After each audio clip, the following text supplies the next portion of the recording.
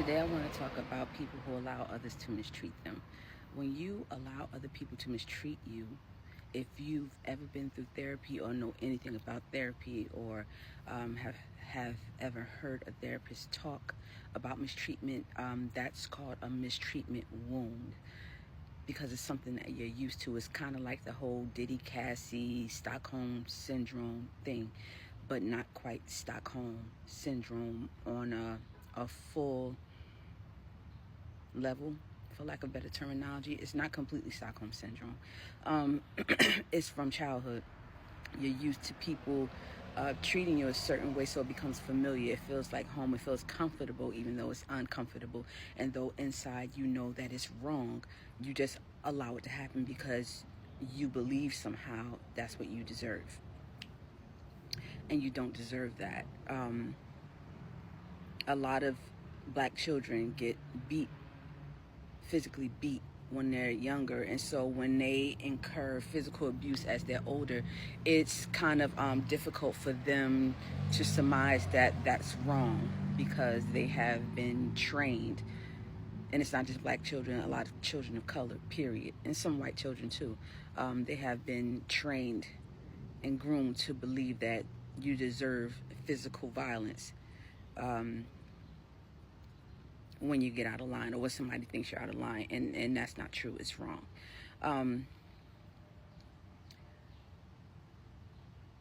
It can be hard to stand up for yourself when you have had a lifetime of mistreatment. I know for me it was very hard. Believe it or not, I did have anger issues, but that came after, and even in the midst of that, after, a childhood of being mistreated and then going into one abusive relationship with the father of my children. I remember trying to stand up for myself, and he hit me, and I hit him back, and he hit me hard. And mind you, I'm now 4'11". I never got past 5 feet, and this man was all of 6 feet and over 200 pounds, and just a psychopath. But I chose him because I was broken. Back to my point, I hit him back, and he hit me harder. And it was like a kind of stay in line type of thing. And I stayed with him because I was used to physical violence, and I felt like that's what I deserved at the time. So when people judge Cassie and say, oh, why did you stay? It is true what psychologists are telling you, that you develop this thing. It does something to your psyche where you think that's all you deserve, or this is all I have, and this is all it's ever going to be, or, well, this person loves me. Because from a child, the people who were supposed to love you did the same thing. So how is it any different? You're just an adult and they're an adult. Well, it's very different, and at the same time, it's not. Black people, people of color, white people out there, you don't need to put your hands on your kids. And maybe sometimes you do. Bible says spare the rod, spoil the child, but not as much. You don't need to beat the hell out of them, because they're going to end up violence beget violence. That's in the Bible. They're going to end up beating the hell out of somebody too. A pop every once in a while ain't going to hurt no child. It ain't going to hurt nobody. Ain't going to hurt nobody. But just every little thing, you got to slap them in the face, pop them, and slap them upside the head, and grab them up and ball up the shirt and kick them, and that's wrong. But you're doing it because somebody did it to you, and you think in your psyche that's okay, and that is not okay. It's mistreatment. Whoever did it to you, they mistreated you, and it's because they weren't healed and they were sick. And a lot of this stuff, particularly for people of color, not just black people, because there weren't only black slaves, it comes from slavery. It comes from that mindset of, I have to show you who got the bigger dick, who's in control, who's running this. And I don't have control of myself. That's why I'm trying to own you and control you. So now I have to show you who's boss, because I can't be the boss of myself. It's a whole psychological thing, I promise you. The slave masters were some sick fucks. Even the black ones. And yes, they were black. There were black slave masters. You have to do your research. If I'm not mistaken, there was some research done, and it was found that Diddy is possibly a descendant of a black person who owned slaves. So if that is true, you can understand the psyche that was passed down from generation to generation to generation. Those generational curses, all that generational trauma, and he has a trauma of his own. He was also mistreated, and this is not because I feel sorry for him, because I don't feel sorry for a fucking narcissist, but everybody's human. God created everybody. God loves everybody. And no, you don't have to empathize with everything and everybody, but you have to wisen up. You have to be smart. Why is this person like this? You have to, before you start dating people and falling in love and all this stuff, you have to do your due diligence. Take your time and find out who raised this person, who raised these people. Wolves? How were they raised? And that doesn't mean they're a bad person, but if they're unhealed from how they were raised, I'm willing to talk about it. I'm willing to go get therapy. I'm willing to deal with it. I'm willing to be alone and do the work. You don't need them. If they're still blaming their parents for what happened to them 20, 30, 40 years ago, you don't need them. They're unhealed. A healed person will understand, even if they have to stay away from their family. And I'm saying this on the 4th of July for a reason, because I know a bunch of you are going to be out there in the backyard eating burnt hot dogs, and burnt hot dogs with mustard are the shit. But I digress. Y'all going to be out there eating and playing around with your family, and somebody going to start an argument, somebody going to leave hurt. You're going to run into the cousin who never changed,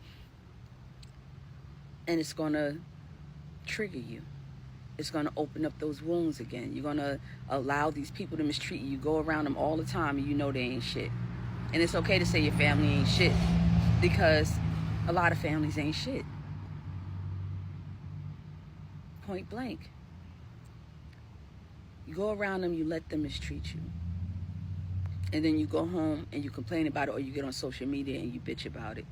Or you go home and you cry about it, or you go home and you do the same thing they did to you. You take it out on your kids or your loved one, your lover, your husband, your partner, whoever. It's wrong. Stay away from them and go get fucking healed. It's a mistreatment wound.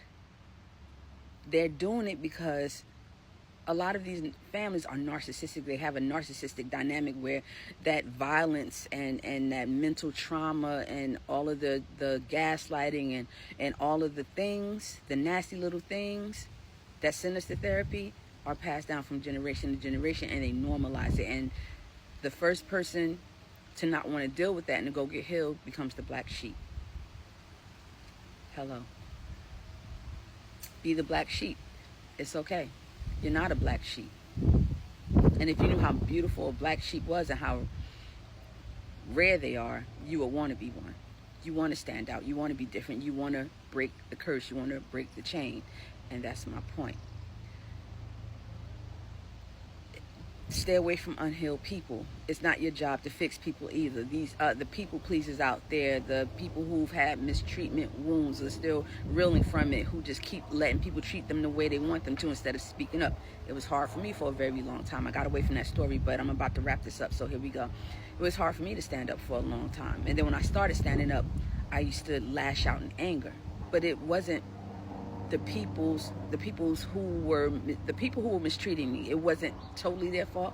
It was kind of on me. I had to take the accountability and understand that I had allowed this, and they were only doing what they knew. They were only doing what I allowed them to do. We have to take accountability. It's okay to stand up for yourself and not lash out because you got build up from the backyard at the barbecue from 4th of July from the past 30 years. You don't have to scream on people and yell at them and become a Hellcat to make your point. Walk the fuck away.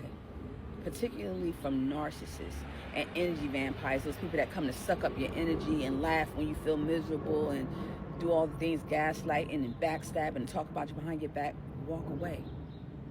The best thing you can do to an energy vampire to save yourself is to walk away, because you ain't gonna win no argument. You ain't here to argue. Jesus didn't argue. Walk away and stop letting people mistreat you. It's gonna take time. It took time for me. And I'm not a therapist, but I've been through so much shit. At 52, I got stories on stories on stories. And they're not negative. I'm happy because I came out on the other side. Do I get triggered? Yes. Am I still evolving, growing, and healing? Yes. But I came out on the other side. And you will too. Just take the steps to stop letting people mistreat you. Stand your ground. Say what you gotta say. And end the shit. And walk away. Don't argue. Love yourself. Peace.